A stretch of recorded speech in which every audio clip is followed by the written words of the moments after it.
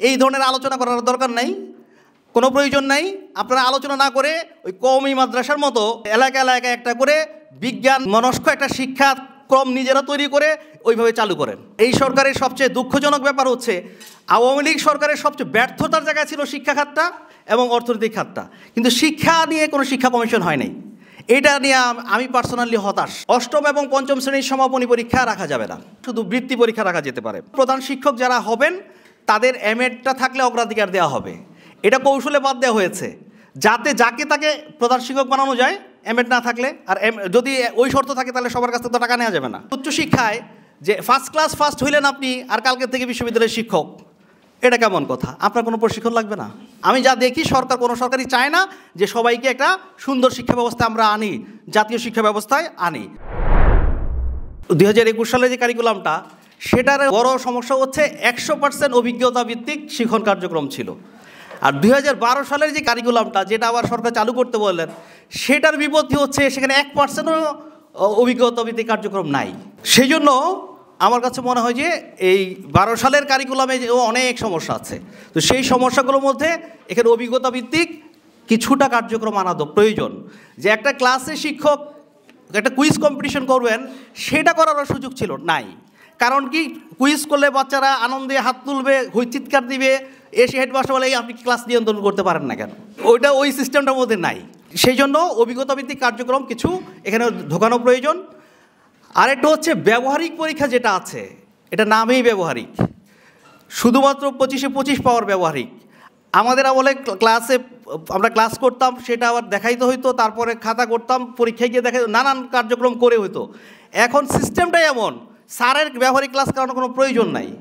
আমি 2011 সালে বিভক্তি ছিল ঢোকার পরে কৃষি শিক্ষায় কিছু বিষয় দেওয়া থাকতো, সেটা বাচ্চারা সেটা দেখে শনাক্তকরণ করতো এবং বৈশিষ্ট্য লিখতো। এবং সিস্টেমটা এমন করেছে শনাক্তকরণ তুলে দিছে। তো শনাক্তকরণ যদি তুলে দেয় তাহলে শিক্ষকের শেখানো দরকার কি আর ছাত্রের শেখানো দরকার কি? কারণ তার তো কিছু করা লাগবে না, সে একটা মুখস্থ বিদ্যাকে লিখবে। আর এখন মুখস্থ লিখতে হয় না, পরীক্ষার মধ্যে সব দেখে দেখে লেখো। ব্যবহারিক পরীক্ষার যেটা না দেখে লেখার কথা, এটা হচ্ছে আমি 99.99% পরীক্ষা কেন্দ্রের কথা বলছি। সবাই দেখে দেখে লেখে এবং সবাইকে একটা স্কুল থেকে তালিকা দিয়ে দেওয়া হয় যে তাকে আমার এই ছাত্রগুলিকে 25 দিয়ে দিয়েন, এদেরকে 24 দিয়েন, মানে এই ধরনের ব্যবস্থা। এরপরে আমি এই ব্যবস্থার পর আমি আরেকটু খবর নিলাম যে আসলে কেন এমন হচ্ছে। এগুলো প্রশ্নের সমস্যা, 2 হচ্ছে পরীক্ষা কেন্দ্রের পরীক্ষক সংকট। যেখানে 5টা বা 7টা স্কুল পরীক্ষা দিচ্ছে, যেখানে কতগুলো সাবজেক্ট, জীববিজ্ঞান, রসায়ন, পদার্থ, উচ্চতর গণিত, কৃষি শিক্ষা, গার্হস্থ্য, এতগুলো সাবজেক্ট, সেখানে আপনি পরীক্ষক দিলেন 2 জন। এই লোকরাই সবগুলো পরীক্ষা নিবে, সেটা কিভাবে সম্ভব? তাহলে তো তার কোনো উপায় নাই। তখন আমরা যারা বাইরে থেকে যাই তাদেরকে বলে স্যার একটু সাহায্য করেন। তখন আমরা ওই ছাত্রদের মৌখিক পরীক্ষা নিব না ওগুলো নিব, তখন ওই রকমই দেখে দেখে লেখো, বাবা যেটা খুশি সেটা লেখো। আর তখন এই ফর্মালিটিস মেনটেন করতে করতে সময় শেষ হয়ে যায়। সেই জন্য এই ব্যবহারিক বিষয়টাকে কার্যকর করা খুব জরুরি।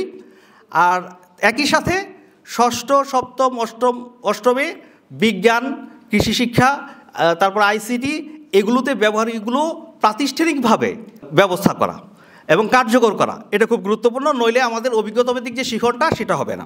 তারপর হচ্ছে গতবার যেই সারা বাংলাদেশে তো একটা স্কুলে একটাই ছাত্রকে মূল্যায়ন করতে পারে নাই, এইবারও কিন্তু আমরা ওই অবস্থায় আছি। কারণ কি, সরকার আমাকে সিদ্ধান্ত দেয় নাই, আমরা রেজাল্ট কার্ড ছাপাইতে পারতেছি না যে রেজাল্টটা কোন পদ্ধতিতে হবে। স্কুলের কিন্তু সামর্থ্য কম, ঢাকা শহর নিয়ে চিন্তা করলে হবে না, সারা বাংলাদেশের কথা ভাবতে হবে স্কুলগুলোর।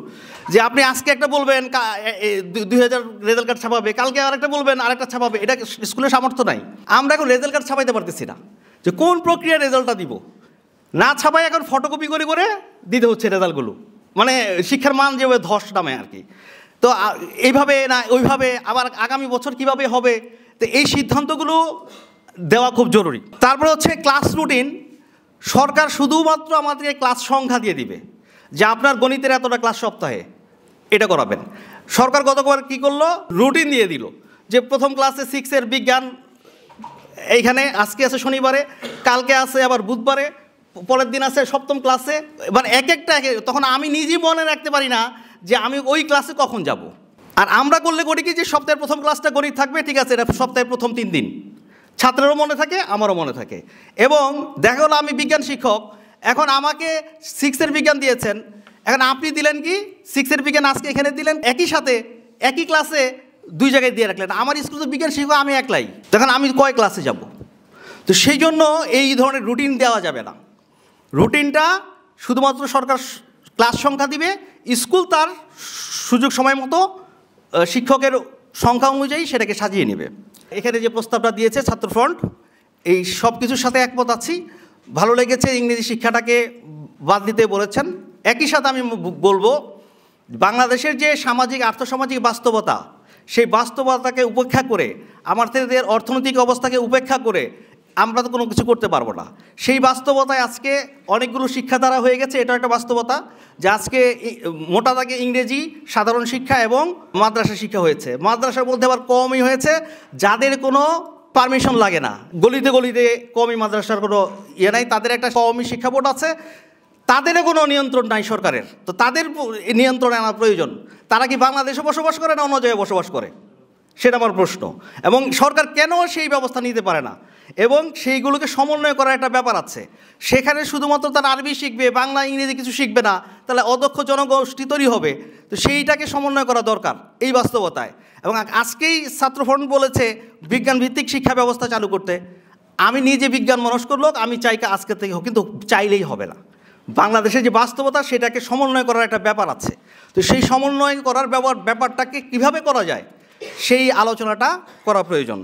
যেই 12 সালের প্রশ্ন কাঠামো, সেই প্রশ্ন কাঠামো এখন যেটা সরকার দিয়েছেন, যেহেতু রাখাল ভাইয়ের কথা আমি শুনতে খুব আগ্রহ প্রকাশ করছি, ভাই কিছু কাজ করছেন।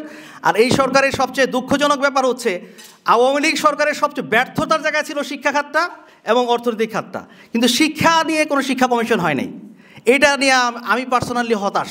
এবং আজকে রাখাল ভাইয়ের 2 একটা কথা বলে এই জন্য কিছু ইতিবাচক কথা বললাম, নইলে আমি ভেবেছিলাম যে এই কথাটা বলতে চেয়েছিলাম যে ছাত্রফ্রন্টকে এই ধরনের আলোচনা করার দরকার নাই, কোনো প্রয়োজন নাই। আপনারা আলোচনা না করে ওই কওমি মাদ্রাসার মতো এলাকা এলাকায় একটা করে বিজ্ঞান মনস্ক একটা শিক্ষা ক্রম নিজেরা তৈরি করে ওইভাবে চালু করেন, তাহলে 50 বছর পরে গিয়ে দেবেন একটা ধারা, বিকল্প ধারা তৈরি হবে, নইলে হবে না।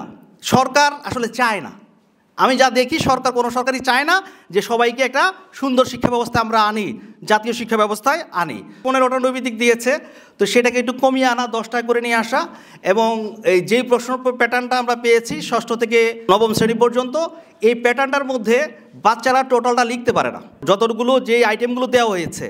তো সেখানে আমি মনে করি যে শেষের যে আমাদের উদ্দীপক নির্ভর যেই প্রশ্নগুলো আছে, সেখানে 2-1টা কমিয়ে দিলে ভালো হবে, কারণ বাচ্চারা টোটালটা লিখতে পারছে না।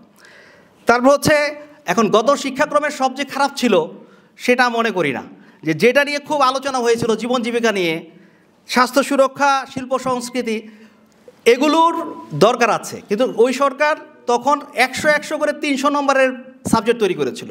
তো আমি মনে করি এই 3টাকে মিলে অন্তত একটা সাবজেক্ট করা যায় কি না, যে শিল্প, স্বাস্থ্য, জীবন, এই ধরনের কিছু, তাহলে বোধহয় শিক্ষার্থীরা উপকৃত হবে।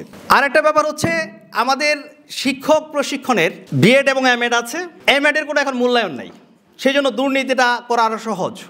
আগে ছিল প্রধান শিক্ষক যারা হবেন তাদের এমএডটা থাকলে অগ্রাধিকার দেওয়া হবে, এটা কৌশলে বাদ দেওয়া হয়েছে যাতে যাকে তাকে প্রধান শিক্ষক বানানো যায় এমএড না থাকলে। আর যদি ওই শর্ত থাকে তাহলে সবার কাছ থেকে তো টাকা নেওয়া যাবে না, তাহলে তার এমএড পড়া লাগবে। এখন এইটা নাই, এমএডের কোনো গুরুত্ব নাই, বিধায় কেউ আর এমএড করছে না। আর একটা কথা বলবো যে উচ্চশিক্ষায় যে ফার্স্ট ক্লাস ফার্স্ট হইলেন আপনি, আর কালকের থেকে বিশ্ববিদ্যালয়ের শিক্ষক, এটা কেমন কথা? আপনার কোনো প্রশিক্ষণ লাগবে না? বিশ্ববিদ্যালয় শিক্ষকদেরও একটা নতুন যারা থাকেন তাদের একটা প্রশিক্ষণ একাডেমি বা এই ধরনের বিএড এমএড টাইপের একটা প্রশিক্ষণের কোনো কিছু ব্যবস্থা করা দরকার বলে আমি মনে করি। তারপর হচ্ছে 8ম এবং 5ম শ্রেণীর সমাপনী পরীক্ষা রাখা যাবে না, এটা আবার 12 সালের কারিকুলাম বিধায় আমরা আবার ওটাকে হাজির করলাম, এটা করা যাবে না, শুধু বৃত্তি পরীক্ষা রাখা যেতে পারে। সরকারি কর্মকর্তা যারা আছেন 9ম গ্রেডের, তাদের ছেলে মেয়ে, জনপ্রতিনিধির ছেলে মেয়ে, তাদেরকে অবশ্যই সরকারি স্কুল এবং আপনার হচ্ছে অথবা এমপিভুক্ত স্কুল, যে এখানে তাদের পড়া বাধ্যতামূলক করতে হবে, নইলে আমাদের এই শিক্ষার মান জীবনও উন্নত হবে না। আমাদের যে অনলাইন ভিত্তিক কার্যক্রমগুলো সরকার করে, এটা দিয়ে শিক্ষকদের ঘুম হারাম করে দেয়। এই যে এখন ইএফটি করতে গিয়ে আমার সক্ষমতা নাই আমার সার্ভারের, তাহলে আমি কেন একসাথে 5 লাখ শিক্ষককে 3 দিনে ঢুকতে বলবো? আপনি ভাগ করে দেন, যে ঢাকা অঞ্চল 2-3 দিনে ঢোকেন, তারপরের অঞ্চল আরও 3 দিনে ঢোকেন, এত সমস্যা কি? অথবা না পারলে আপনি এই সার্ভারটাকেই ভাগ করেন, যে ঢাকা অঞ্চলের জন্য একটা সার্ভার করেন, ময়মনসিংহের জন্য একটা আলাদা করেন। এইটা নিয়ে অনলাইন কার্যক্রম করতে গিয়ে শিক্ষকদের মাথা খারাপ। গত বছর রেজাল্ট দিতে পারে নাই, এই যে শেখ হাসিনার যে আমাদের রেজাল্ট দেওয়ার যে সফটওয়্যারটা দিয়েছিল, সব শিক্ষকরা রাত ভরা জাগ না থাকে। তো এই ধরনের এইসব বাদ দিতে হবে। তো এই যে এখনও ইএফটি করতে গিয়ে একই স্কুলগুলো পারেন, আপনি কি যখন বোঝেন তখন আবার টাইম বাড়ান, তাহলে এই ধরনের অপরিকল্পনা আগে নেন কেন? আপনি যদি জানেন যে 10 দিন আপনি পারবেন না 7 দিনে, আপনি 20 দিন আগের থেকেই নেন, ভাগ করে দেন। তো ঠিক আছে, সবাইকে অনেক অনেক ধন্যবাদ।